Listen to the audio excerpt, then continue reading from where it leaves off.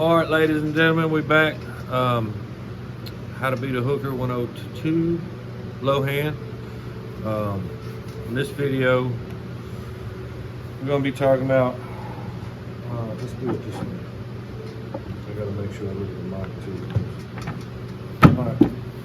The keys to the low hand is palm placement, where I'm going to place my palm in his palm.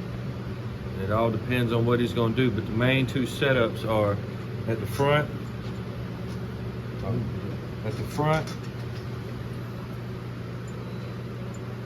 and I'm worried about where I'm putting this at. And I want to make it fat, as you can tell right there versus right here. If you've watched any of my previous videos about low handing, we want to make this real fat, real big. You ain't got to lay your thumb all the way down, just a little. Squeeze that pinky in. If I'm sitting at the front, it's the same kind of concept as posting. I want to stick my arm in his chest a little bit. That forces him to grab me lower. All right, I normally do this with guys who's got a real strong cup, because if they got a real strong cup, I already know I can't bust the cup. So grabbing him lower gives me making him grab me lower gives me an advantage in arm power. So in this technique, I'm actually going to go downward and not avoid the arm contact. So I'm going to sit up here and I'm going to go here. So I'm not avoiding the hook. I'm just setting it up to where I'm strong in the hook. The second one, I'm going to start at the back. And my palm placement's going to be further back. We want to create that fat handle we're always talking about. All right. Now I'm attacking the cup more. All right, from here, I can attack his cup more from that angle than I can in here. In here, we're attacking the arm. All right, and I normally use the one at the back if he's reaching. If he's reaching a lot, take advantage of that. One thing that the refs consistently let go is center the table this way. They're not always going to center you up. So if he's reaching, go on and slide back. Make him reach, all right? Because he's trying to get this. So I want to make that handle fat. And on go, I'm just going to turn my right shoulder, right? And he's got a full-on cut me, right?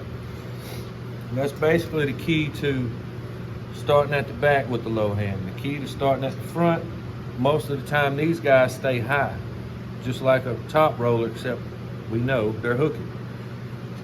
So for me to do this, I'm giving up all the height, and he's just gonna cover me up. And then when he goes to cup, he's just gonna top roll the piss out of me or cut me right over. So I wanna force it in there to where he's grabbing low, which will help protect his hand. But again, we're looking to get the arm advantage, the height in the arm, so that we can go. Essentially, he knows it's gonna fall in the hook because the dude's cup strong. So what he's doing is he's just gonna beat him to position with arm. Boom. So I don't have time to cup. Even if I did cup at the bottom, he's in a good position, I'm in a bad position. The key there is keeping that thumb turned over. Again, here, if he starts coming back, slide forward. Now he's gotta go through your joint. And because his thumb's so turned over, it's painful. And because I'm at this angle, it's real hard. So he has to come this way. And odds are, that's gonna fail. But the keys are thumb placement, thumb pad placement, elbow position, and whether or not he's reaching. Again, if he's reaching, I'm gonna make him reach. When he's reaching, the advantage that he is having right here is the hooker has no room to come in unless you do the Louisiana hop and they don't catch it. Yeah. Right? So when he slides back like right there and he's low, when I come in, all he's got to do is just sit down and turn. I can't come no more forward, so I'm pretty much screwed. That's the easiest one to beat. When they're standing tall, for one, you can't read it. He might go outside, so you don't want to give up the height. But in this case, we know they're hooking. So it's straight here. You're not giving up away. You're not going away from your riser. You're just using it differently. In this scenario, I'm gonna do a slingshot Kenny Hughes style move. I'm gonna go from the front, opposite corner, mid, left corner, and end to the same corner I started, except at the back. And we'll go. Let's see, I'm not rolling all the way out. I'm staying in there. He's putting just enough pressure on the fingers to keep him from cupping, but he's not solely focusing on just the cupping. He's focusing on turning that thumb over and staying in that position. Exactly. Parallel pin. A lot of times that becomes a parallel pin. Exactly. We're looking to, the hooker's doing this, we're looking to just make him go there faster, like this. That's for guys you really can't stay out of a hook with. It's another angle. But next video, we're gonna do straps in all the positions that I've talked about in the previous videos.